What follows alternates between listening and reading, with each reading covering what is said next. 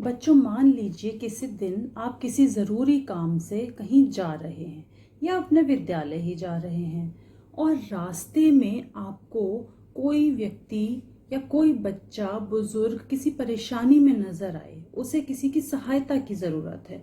तब आप क्या करेंगे?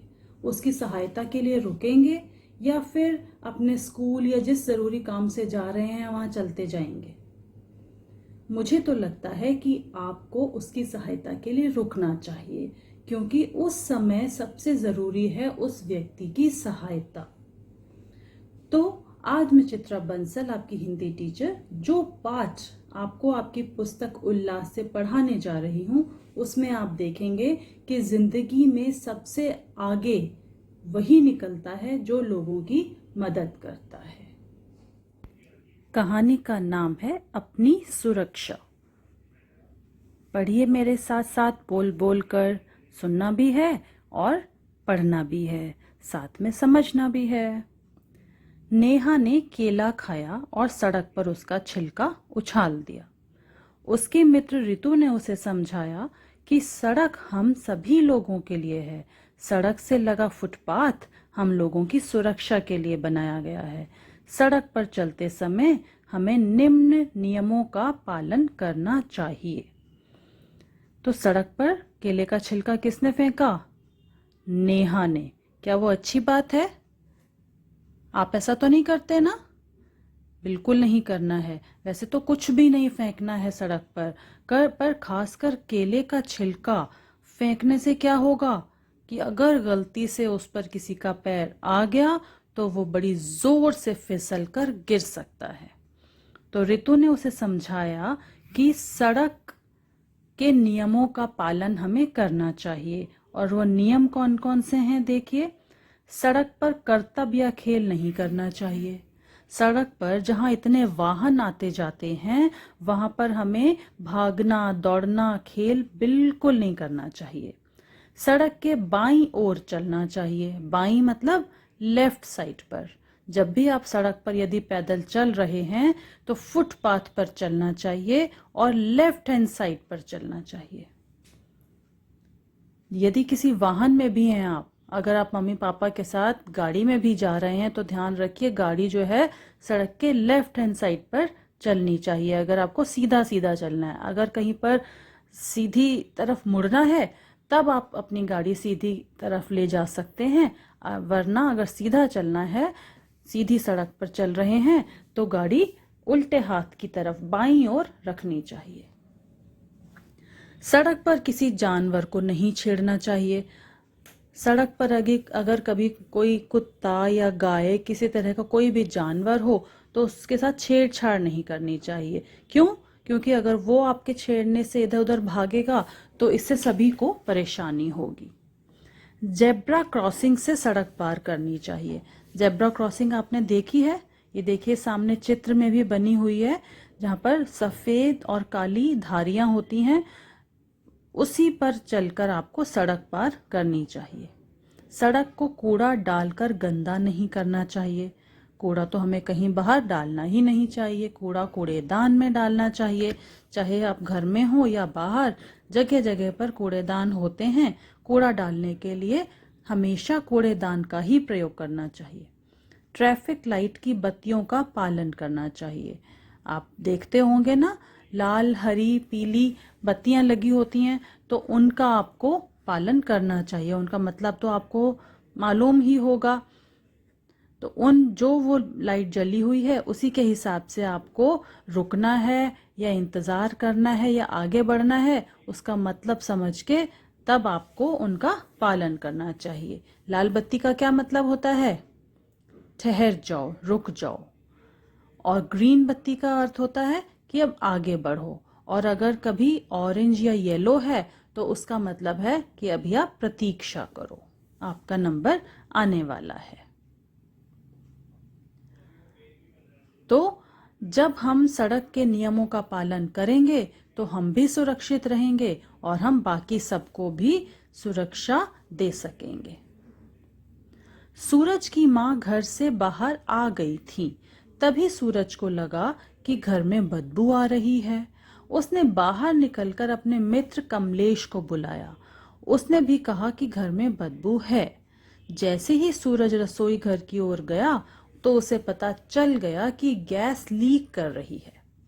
वह रसोई घर की बिजली खोलना चाहता था, मगर कमलेश ने उसे रोक दिया।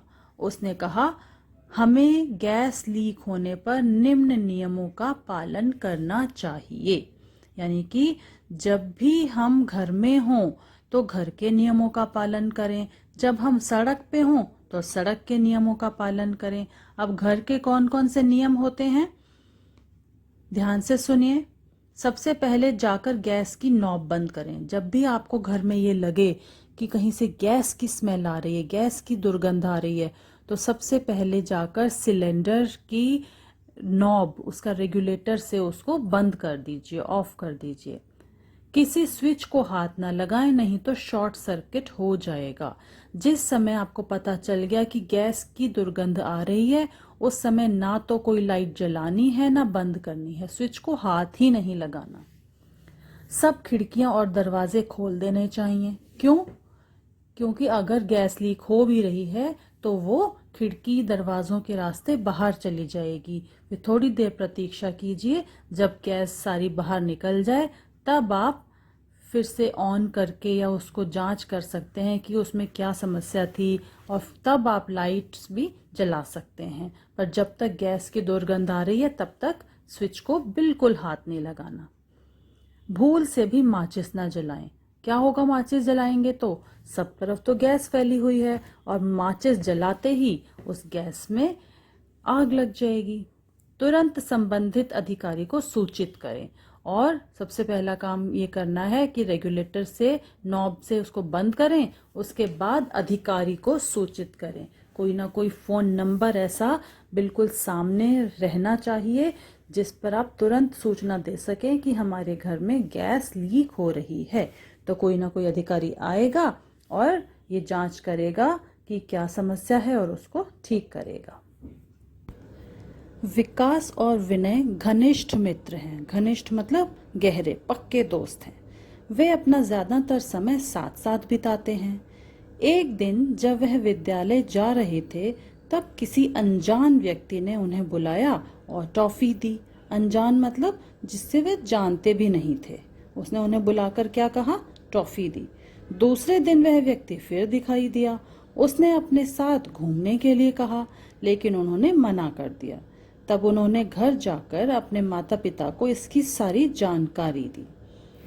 विकास की माँ ने दोनों को निम्न बातें बताई। अब वो आप भी ध्यान से सुनिए। किसी अजनबी द्वारा दी गई कोई वस्तु ना लें ना खाएं। तो कभी भी जिस व्यक्ति को आप जानते नहीं हैं उससे कुछ नहीं लेना है, ना खाने की चीज ना इस्तेमाल करने की कोई चीज, उस चीज को हाथ ही नहीं लगाना। किसी के साथ बिना बताए कहीं ना जाएं। अगर कोई ऐसा अनजान व्यक्ति कहे कि मेरे साथ चलो, या जिसको आप जानते भी हैं पर आपके मम्मी पापा या घर के किसी सदस्य ने आपको नहीं कहा, तो उनसे बिना पूछे आपने उस व्यक्ति के साथ कहीं नहीं जाना है। यदि कोई आपको परेशान कर रहा है तो अभिभावक, शिक्षक आदि को इसकी जानकारी दें। तो यदि आपके मना करने पर भी कोई आपसे जबरदस्ती कर रहा है कहीं चलने के लिए या कोई चीज लेने के लिए, तो इसकी शिकायत आप, इसकी सूचना अपने माता पिता को या अध्यापक को दे सकते हो। लालच में ना आए, अकेले किसी के घर ना जाएं। मतलब चाहे कोई कितनी ही अच्छी से अच्छी चीज आपको देने की कोशिश करे, पर उसका लालच नहीं करना है। जो भी आपको चाहिए आपके मम्मी पापा देंगे, लेकिन आपने किसी अनजान व्यक्ति से वो चीज नहीं लेनी है और उसके साथ तो बिल्कुल भी नहीं जाना है। परेशानी में पुलिस को 100 नंबर पर फोन करें, और यदि ज्यादा ही परेशानी है, मान लीजिए घर पर भी कोई नहीं है उस समय, तो आप घर पहुंचकर 100 नंबर पर इस बात की सूचना दे सकते हैं। यदि हम इन सब जानकारियों का उपयोग करेंगे तो कई बड़ी समस्याओं से अपने आप को बचा सकते हैं। आज के समय में हमारे बीच यदि अच्छे लोग रहते हैं तो ऐसे लोग भी रहते हैं जो हमें मुसीबत में डाल सकते हैं। इसलिए हमें सचेत रहना चाहिए। सचेत मतलब सावधान। हमारी सुरक्षा बच्चों हमारे ही हाथ में है। हर समय कोई ना कोई हमारी सुरक्षा के लिए हमारे साथ हो, ऐसा नहीं हो सकता। तो हमें खुद ही सचेत रहना चाहिए, सावधान रहना चाहिए और अपने आप को सुरक्षित रखना चाहिए। तो बच्चों, इस पाठ ने तो हमें बहुत ज़रूरी बातें बताई। आप सब याद रखोगे ना इन सबको? तो ध्यान रखना है, सचेत रहना है, सावधान रहना है, अलर्ट रहना है। अगर आपके आसपास कोई कुछ गलती कर रहा है, लापरवाही हो रही है किसी से, तो उसे भी समझाना है और आपने किसी तरह की कोई लापरवाही, कोई गलती नहीं करनी है। अगर आप ऐसा करेंगे तो आपके साथ साथ बहुत से और लोगों का भी फायदा हो पाएगा। तो अब चलते हैं, अगला पाठ फिर एक साथ पढ़ेंगे। तब तक के लिए सुरक्षा के नियमों का ध्यान रखना है।